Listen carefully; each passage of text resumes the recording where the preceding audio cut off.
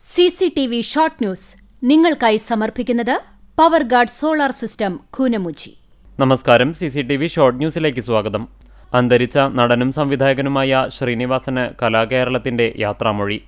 സംസ്കാര ചടങ്ങുകൾ ഞായറാഴ്ച രാവിലെ 10-ന് എറണാകുളം കണ്ടനാടുള്ള വീട്ടുവളപ്പിൽ ഔദ്യോഗിക ബഹുമതികളോടെ നടക്കും.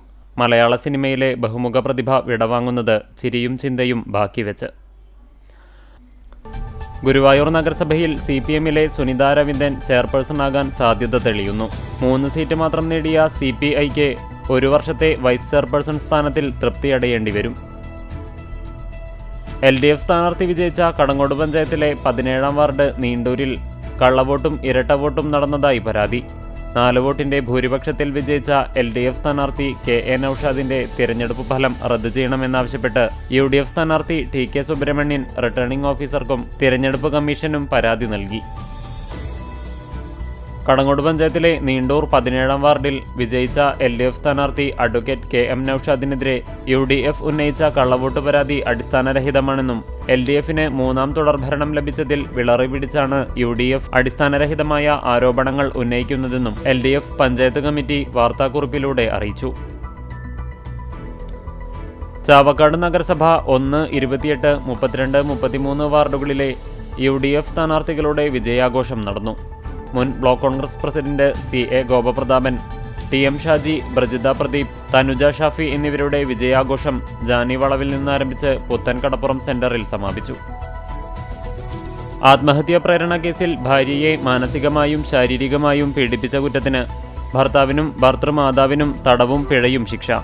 ചേറ്റുവ ചാന്ദ് വീട്ടിൽ ബഷീറിന്റെ മകൾ 30 വയസ്സുള്ള സജ്ജന ഗുരുവായൂർ ഇരിങ്ങപ്പുറത്തുള്ള ഭർത്തൃവീട്ടിൽ ആത്മഹത്യ ചെയ്ത കേസിലാണ് ഭർത്താവ് കറുപ്പം വീട്ടിൽ റഷീദിനെയും മാതാവ് ബീവിയെയും ചാവക്കാട് അസിസ്റ്റന്റ് സെഷൻസ് കോടതി ശിക്ഷിച്ചത്. റഷീദിന് 3 വർഷം കഠിന തടവും 25,000 രൂപ പിഴയും, പ്രായം കണക്കിലെടുത്ത് ബീവിക്ക് 20 ദിവസത്തെ വെറും തടവ് ശിക്ഷയും 25,000 രൂപ പിഴയുമാണ് ശിക്ഷ. കാണിപ്പയ്യൂരിൽ BJP CPM പ്രവർത്തകർ തമ്മിൽ ഏറ്റുമുട്ടി.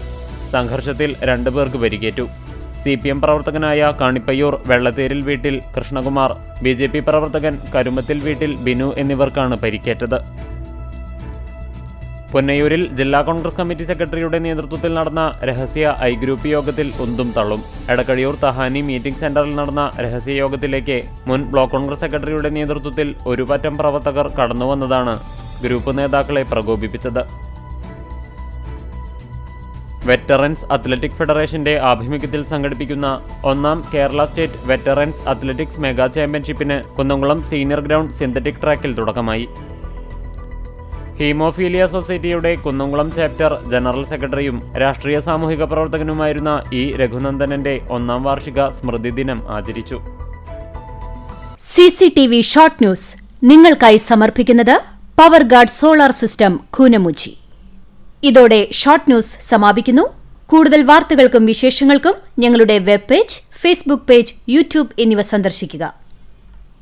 തത്സമയ വാർത്തകൾക്കായി www.cctv online.tv സന്ദർശിക്കുക.